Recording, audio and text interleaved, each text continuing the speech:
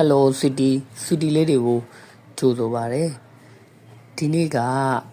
ပြောပြချင်တဲ့အကြောင်းအရာလေးကတော့ဆောင်းဖတ်ခဲ့မှုတဲ့ဆောင်းပါးလေးတစ်ပုဒ်ကိုအခြေခံပြီးတော့ပြောပြသွားမှာပါ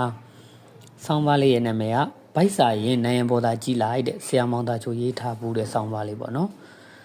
သူကဘယ်ဆောက်ထဲမှာပါလဲဆိုတော့ဆရာမောင်သားချိုရဲ့ဆောင်းပါးတွေစုထားတဲ့မနက်ခင်းတို့အလင်းစကားဆိုတဲ့စာအုပ်လေးထဲမှာပါတယ်နော်ဒီဆောင်းပါးလေးကိုဆရာကcopy on the wall ဆိုတဲ့ story လေးကိုအခြေခံပြီးတော့ရေးထားတာပါ copy on the wall ဆိုတဲ့နိုင်ရန်ပေါ်က copy တစ်ခွက်ဆိုတဲ့ story လေးကတကဘာလုံးမှာလဲတွင်ကျဲတဲ့လူသိများတဲ့ story လေးပေါ့နော်မျှဝေခြင်းတွေဆွန့်လွတ်ခြင်းတွေနဲ့သက်ဆိုင်မယ်လို့ထင်ပါတယ်တခါကတငယ်ချင်းနှစ်ယောက် copy ဆိုင်ထိုင်ကြတယ်အီတလီနိုင်ငံဘင်းနစ်မြို့က copy ဆိုင်ကလေးတစ်ဆိုင်ပေါ့နော်အဲ့ဒီမှာနှစ်ယောက်တော့ copy တောက်နေတော့လူတစ်ယောက်ဝင်လာပြီးတော့စပွဲတွေကိုမှားလိုက်တယ် coffee နှစ်ခွက်တဲ့လူကတယောက်ထဲလာပြီးတော့ coffee နှစ်ခွက်ဆိုတော့သူတို့အတွက်ထူးဆန်းနေတာပေါ့နော်အဲ့ဒီနောက်သူကစပွဲတွေကိုပြောလိုက်တယ်တစ်ခွက်ကကိုတောက်မှာနောက်တစ်ခွက်ကနိုင်ရန်အတွက်တဲ့copy on the wall ဆိုတဲ့ story လေးကဒီကနေဖြစ်လာတာပေါ့နော်အဲ့ဒီမှာတကယ်ချင်းနှစ်ယောက်အတွက်ပို့ပြီးထူးဆန်းသွားတာပေါ့အဲ့ဒီလူက copy နှစ်ခွက်ကြက်တဲ့ငွေရှင်းပြီးတဲ့အချိန်မှာသူ့ဘို့ရောက်လာတဲ့ copy တစ်ခွက်ကိုကင်ပြီးတော့ဆိုင်ပြုံထွက်သွားတယ်နောက်တစ်ခွက်ကိုတော့ငွေရှင်းပြီးတော့ငွေရှင်းပြီးသားဖြတ်ပိုင်းကလေးကိုစပွဲတို့ပေးလိုက်တယ်ပေါ့နော်စပွဲတို့ကအဲ့ဒီပြေသာလေးကိုစိုင်းနိုင်ရန်မှာတန်မိုးတေးသေးလေးနဲ့ဖိထိုးထားလိုက်တယ်ဒီ copy တစ်ခွက်ကဒီ copy တစ်ခွက်နဲ့copy တစ်ခွက်ကိုရမယ်ဒီဖြတ်ပိုင်းလေးပေါ့နော်ဘောင်ချလေးကသူ့တယောက်တည်းအတွက်မဟုတ်ဘူးပေါ့နော်တခြားလူအတွက်ဆိုတဲ့ရည်ရွယ်ချက်နဲ့မှားပေးခဲ့တာအဲ့လိုဒီနန်းပေါ်မှာအခုဒီ copy မှာသွားတဲ့လူပြည်သားလေးထိုးခဲ့တယ်လို့ပဲဟိုနားမှာတစ်ခုဒီနားမှာတစ်ခုဆိုပြီးတော့အဲ့လို copy ဘောင်ချလေးတွေမုံဘောင်ချလေးတွေကနေရာပေါ်မှာထိုးစိုက်ထားတယ် copy on the wall ဆိုတော့တငယ်ချင်းတွေအဲ့ကြမှာတွေ့လိုက်တယ်ပေါ့နော်ငွေပုံငွေရှန်အဆင်ပြေတဲ့သူပေါ့နော်ငွေပုံငွေရှန်ရှိနေတဲ့လူအဆင်ပြေတဲ့လူကကိုတယောက်တည်းပိုက်ပြေသွားရင်ပြီးတာပဲဆိုပြီးတော့သဘောမထားနိုင်ဘူးသဘောမထားနိုင်တဲ့အကျင့်လေးပေါ့နော်သဘောမထားနိုင်တဲ့စိတ်ထားကလေးငါခမရကိုဒါမှမဟုတ်ရှင့်ကိုခမရကိုကူညီလိုက်တာကျုပ်ပေးလိုက်တာပါဆိုပြီးတော့လူလုံးလဲထွက်မပြချင်ဘူးနာမည်လဲမလိုချင်ဘူးပေါ့နော်စားလောင်းနေတဲ့လူတယောက်ယောက်အဆင်ပြေသွားပါစေဆိုတဲ့ကြည်လင်တဲ့စိတ်ထားကလေးနဲ့တယောက်စားအဲ့လိုစိတ်ထားကလေးတွေရှိတဲ့တယောက်စားနှစ်ယောက်စားတွေကနေရန်ပေါ်ကအဲ့လို copy ကွက်ပြေတာလေးတွေ copy ဘောင်ချလေးတွေအတွက်ငွေရှင်းသွားတာတဲ့အဲ့ဒီနောက်မှာသူတို့တကယ်ချင်းနှစ်ယောက်ထိုင်းကြည့်နေတော့မှာပဲအခက်ဖြစ်နေပုံရတဲ့လူတယောက်ဆိုင်ထဲကိုဝင်လာတယ်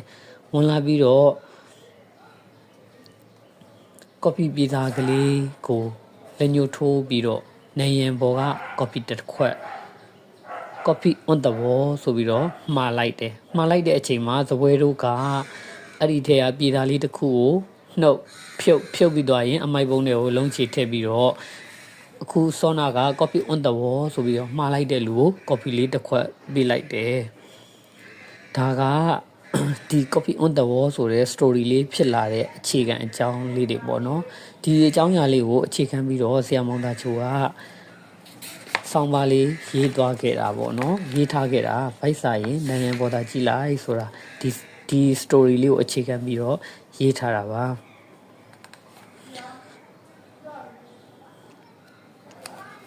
အဲ့ဒီမှာနှစ်ဖက်လုံးကပေါ့နော်နှစ်ဖက်လုံးကဆိုတာတစ်ဖက်ကလည်းကို့မှာပိုးရှားနေတဲ့အဆင်ပြေနေတဲ့အတွက်ကိုတယောက်တည်း coffee တောက်ရရင်ပြီးရောဆိုတဲ့စိတ်မဟုတ်ဘူးတခြားလူကိုမျှဝေလို့တဲ့စိတ်ပေးကမ်းလို့တဲ့စိတ်အပြည့်အဝရှိတယ်နောက်တစ်ချက်ကဒါကငါလူတာပါဆိုတဲ့အတ္တမာနပကတနာတွေလိုချင်သိမရှိဘူးပေါ့နော်ပကတနာကင်းတဲ့ရိုးရှင်းတဲ့ကြည်လင်တဲ့အေဂျင့်နဲ့စိတ်ထားလေးနဲ့မျှဝေတာတစ်ဖက်ကကြည်ပြန်တော့လဲကိုအခက်အခဲဖြစ်နေတဲ့အချိန်မှာတခြားသူကတ တကယ်ကိုရိုးရိုးရှင်းရှင်းနဲ့စိတ်ကင်းကင်းရှင်းရှင်းနဲ့လှူခဲ့တဲ့မျှဝေခဲ့တဲ့ coffee လေးတစ်ခွက်ကိုတောက်လိုက်ရတာ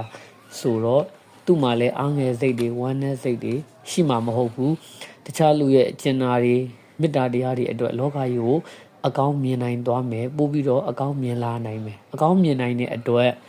လောကကြီးသူ့ရဲ့အမြင်မှာလည်းအကုန်လုံးကตาရနေမှာလှပနေမှာမျှဝေတဲ့လူရဲ့စိတ်ထဲမှာလည်းဒီလိုပဲငါရှားထားတဲ့ငွေကလေးတွေကနေငါတခြားတယောက်ကို coffee လေးတိုက်လိုက် coffee လေးတစ်ခွက်တိုက်လိုက်တယ်ဆိုတော့ပီကန်လေးရခြင်းရဲ့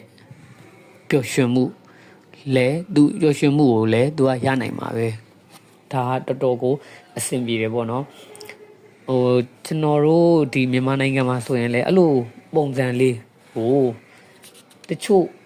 ဆိုတာတဲ့တွေးဘူးတဲ့ဆိုင်လေးတစ်ဆိုင်တော့ရှိတယ်ဒါကလေကင်းလာရှိုးပေါက်စီဆိုတဲ့ဆိုင်ပေါ့ကျွန်တော်အရင်ကတော့တေချာသတိမထားမိဘူးပေါ့နော်ဆေးရဆောင်ပါလေးဖက်ပြီးတဲ့အချိန်ကျမှဒီသဘောပါပဲဆိုတာသဘောပေါက်သွားတယ်သူကဒါနတင်ပုံးဆိုတဲ့နာမည်လေးနဲ့ပေါ့နော် coffee on the wall နဲ့ပုံစံအတူတူလေးပါပဲ